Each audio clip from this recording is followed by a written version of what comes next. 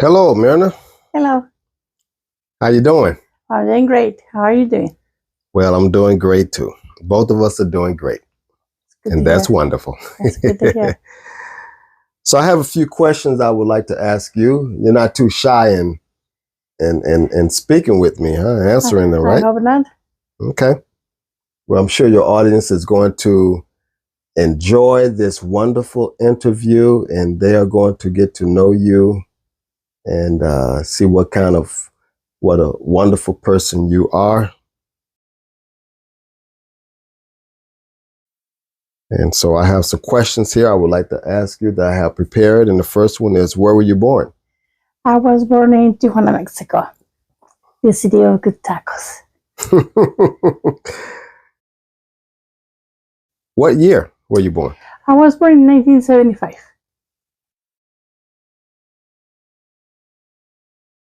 How was it like growing up in Mexico? Growing up in Mexico for me was going to the beach a lot, playing with the kids on the block, walking to school, having my best friend next door, enjoying life, going to the circus, going to the movies, spend gatherings with family, sometimes sleepovers with my cousins. So pretty much. So you felt free as a child? You had like freedom? I mean, I had freedom as much as you can have as being a minor. Yes. Tell me about your parents. How were they? If I tell you, I mean, they're fine, but if I tell you about my parents, I'll have to break it in two parts because my father, he died when I was 5. Then my mother remarried, so now I have a stepfather. But yes, I mean, they're okay, they're good. So it went okay with your stepfather and being raised with him? Yes, he went. For the most part, if there were any problems, they were with my mom, not with me. And you have a good relationship with your stepfather right now? I do. Very good, yes. And what about with your mother? And great, yes, fantastic. That's wonderful. Wonderful. Do you have any brothers and sisters? I only have brothers and I have 5. You were the only female. I am the only female. How was it like being raised with 5 males in the house? That was fun. Oh, yeah, that was fun. I mean, we share chores, share activities, responsibilities. Yeah, I think it was fun. Were you the second oldest, third oldest, or what? I'm the second oldest. Yeah, but one of my brothers, I mean, the oldest one, he practically grew up with my grandparents, so I guess that I got to be the oldest one. I got to be the big sister. Did you have to look after your young brothers? I did sometimes, yeah, especially summer. My mama and my stepdad had to work a lot. Yes, I did a quite deal of looking after them. Yes. Did they listen to you? For the most part, yes. But you're only 5 feet, and they listen to you? Of course they did. I was a tough cookie. Yeah, they had to obey. Okay, you must have used a belt. I know I didn't. There was no need.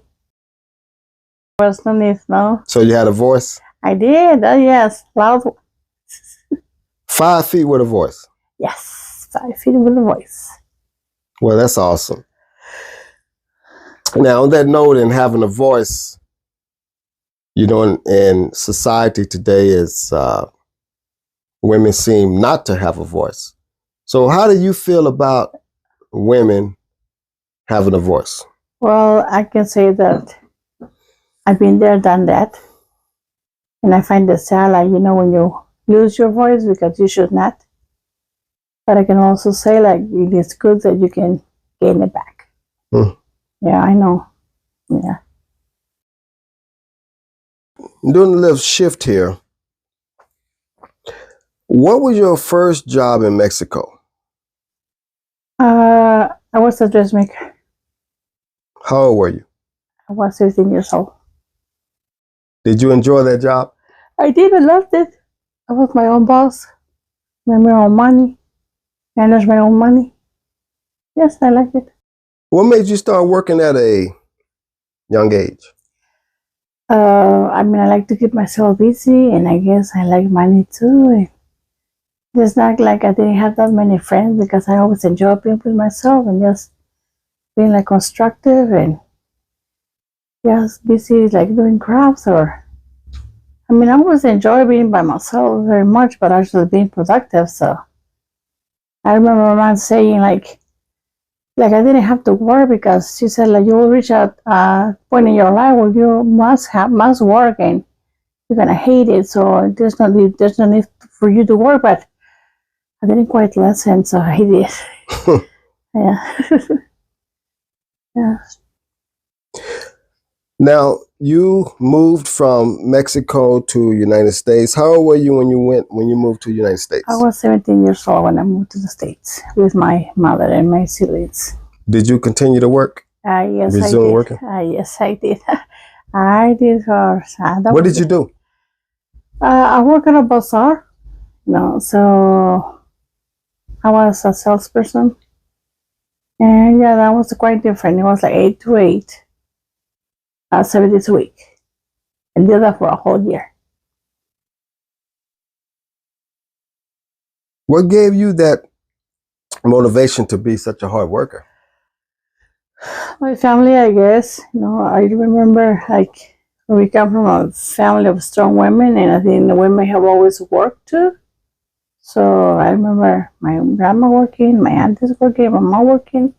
So I mean, work is a principle. So I guess that's where I came from. Like now you gotta work to have life. Working from 8 to 8, 7 days a week, I know you had to complain. Oh, yes. And back then it wasn't easy. It wasn't easy, when you come to this country and you're an immigrant and you don't know the language, and then because of that, you just have that job is like low entry level pay and not making much. And working 8 to 8 is long shift. It wasn't easy, and back then I also the thing that I didn't like is because I couldn't go to school because I was always working. So I mean, I wanted to actually go more to school, pursue an education, but to begin with, you had to learn the language. So yeah, that was practically my complaint, like not having to work to support my family and help them. That was my complaint, like about hobby as be I put in my dreams on hold because of that. Now, there were a big change in your life. You met while here in the States and working, you met your ex-husband, in which you were together for 21 years. Now, how old were you when y'all started dating? I was 18 years old. How old? I was 18 years old, and then 6 months later, we got married. How did he treat you at the beginning of your relationship? Fine, normal, like most men, I'd say. Yes. You want to have a partner and act nice and cool. Yes. And while you were dating him, you were still working? Actually, yeah. Yes, I was working when I was dating him, but I was yes, yeah. I remember now working the last couple of weeks before getting married. Yes. And once y'all were married, you had children. How many children did you have? We had 3. And how old were you when you had your first child? I was 90 years old. How did he feel? Now, I know you were happy. Every mom is happy when they have their first child or have children in general. But how did your ex-husband feel when y'all had your first child? He was pretty happy too. He was happy of having a baby girl and becoming a father. He was happy. Now, he was happy having a child. He was treating you well at the beginning when you were dating. So what changed? Why all of a sudden he started mistreating you?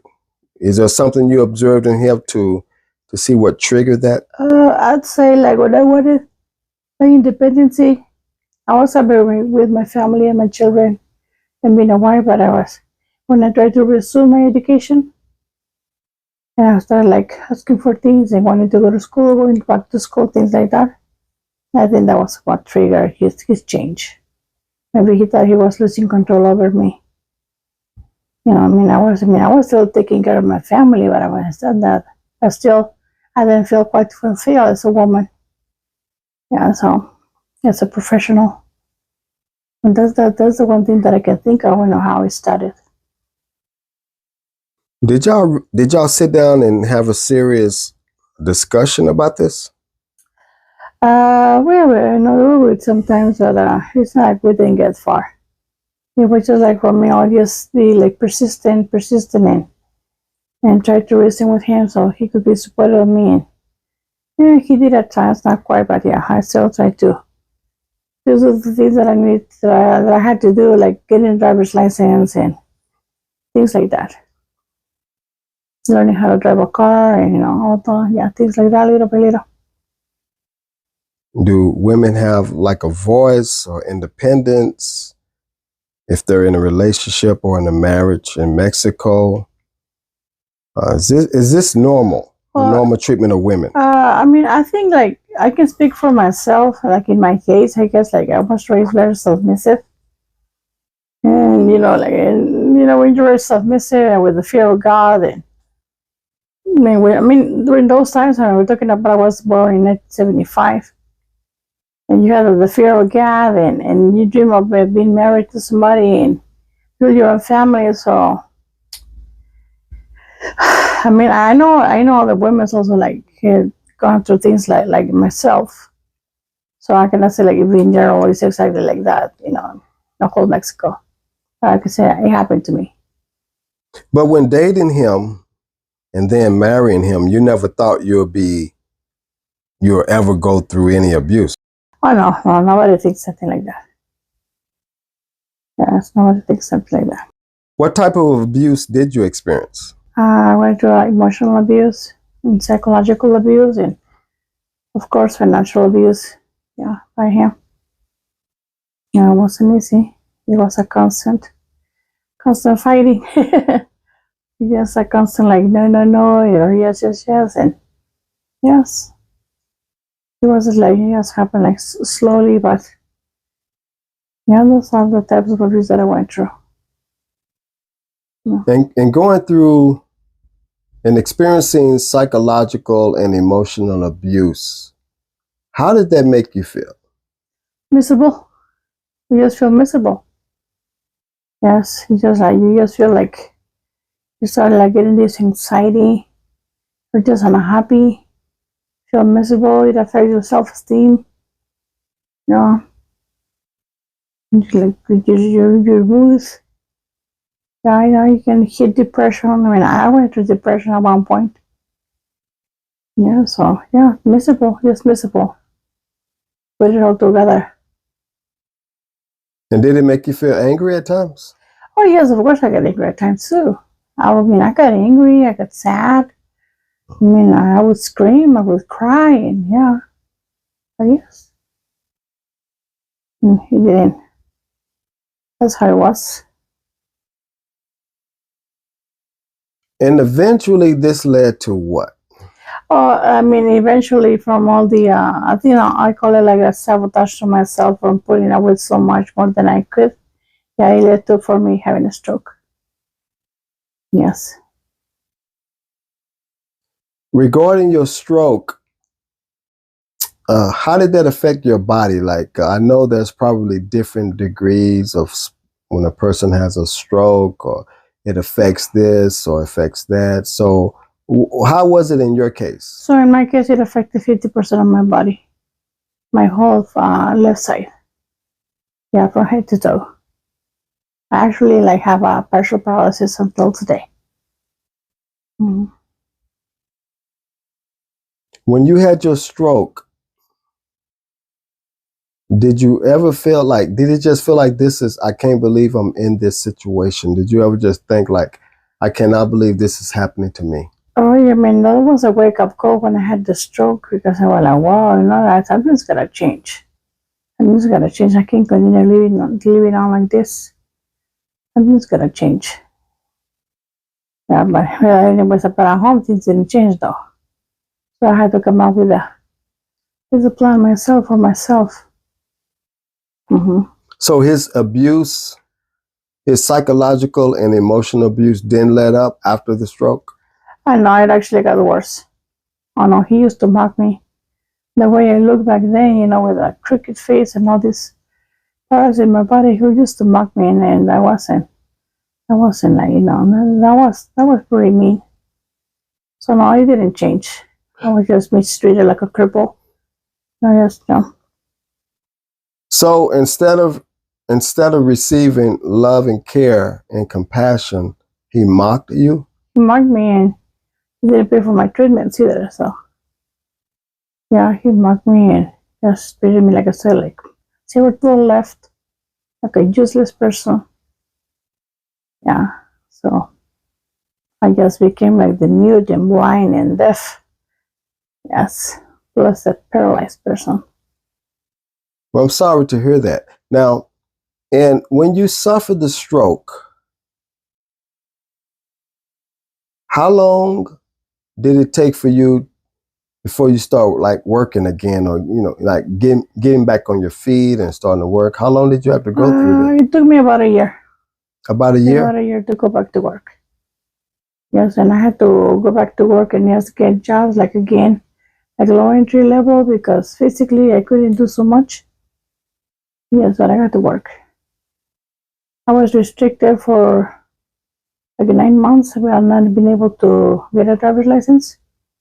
Like I needed to have like a doctor's permit, proof my doctors to say, oh yeah, she can now drive, and then show it to the department of the driver's license division to be able to have our driver's license reinstated. How did he feel about you going back to work? Did he want you to go back to work, or did he reassure you that he was going to take care of you? No, I mean, of course, he wasn't exactly taking care of me. Let's say I have food and shelter, but that was it. So since I was just working myself, I mean, I had to pay for my own medicine, my own medical, like doctor's visits and stuff. So I don't think he even cared. I think like the least I bother, the better.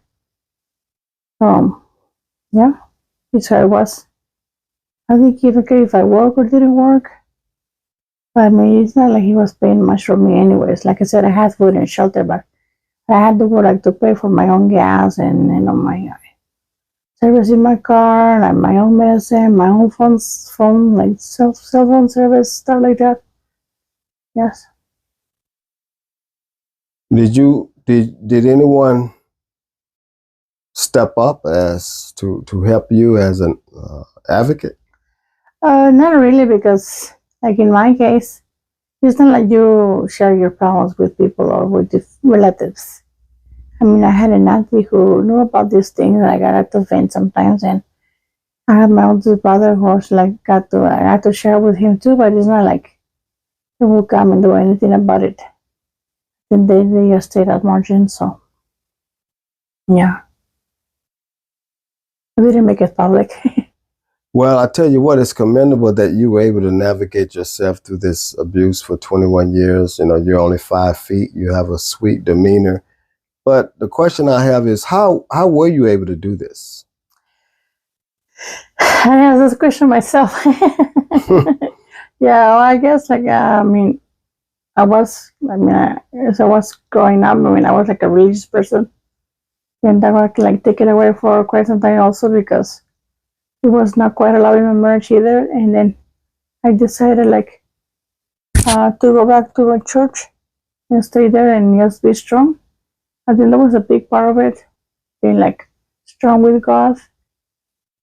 And just for me, that's one of the main reasons that I was able to do it. And just like I said, I mean, time change was needed. Change was needed, and the change was not coming from him.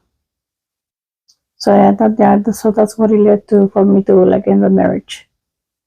Yes, end up in divorce in order to have a life again. Kelsey Borison, a senior reporter of HuffPost Life, wrote, "The scars of emotional abuse may not be visible to the eye, but the effect it has on the victim can be traumatic. Those who have been emotionally abused may later experience anxiety, depression, chronic pain, PTSD, and substance abuse issues." Are you experiencing any of these things? No, not at the moment, but I did in the past. I mean, I never abused substances, but Okay. I know about having anxiety and depression and things like that. And I mean, not at the moment. Like that was in the past. Actually, that happened when I was in that marriage. When I left, thank God, nothing like that. Yes. So you don't feel so beat up that you can't move forward in life and progress in life? No way. I'm the total opposite. I'm actually feeling empowered. Yes. You feel empowered? Empowered, yes. Feel like you have a voice right now? Oh, yes. I do have a voice. Mm-hmm. The voice was always there. You were the one decided to ignore that was one thing, but the voice was always there. Yes, I know, yeah. I do have a voice. And I make sure that, they hear it. What impact will your story and future videos have on women? I want women to feel empowered too, like I feel right now. And I know, sharing my experience can prevent maybe some young kids these days. Because, I get to see sometimes, it keeps happening. It's happening. This happened to me. I was a young person, a young woman. Everything happened so fast. But, even though this 21st century, it keeps happening. But, I can't say that this happened to me because I was a young person, when getting married and all of that, because I have seen people getting married at a later age, 25, 30 years old, and it still happens. So I'm hoping that, sharing my story will open women's eyes. And they don't have to go through the same things. And that's all I want to only say, that's part, of a mission. Yes. I know, if I touch at least one woman, there's one woman that will be saved. Yeah, because we don't deserve to be mistreated. And we won't give this, we give life, come on, we bear children. We raise children. Yeah, and when we marry somebody, we marry because we're in love and I'm so devoted to that person. So just totally don't deserve it. That's all I had to say right now. Well, your story is definitely going to empower women, give them a voice, help them to see that they do not have to stay in a relationship that is abusive. And so we look forward to your future videos and listening to you as you give us detailed scenarios and what you experienced and how you came out of it. We're looking forward to that. And so we thank you at this time for sharing your summary of your life with us. Thank you very much. Well, you're welcome. Thank you for inviting me.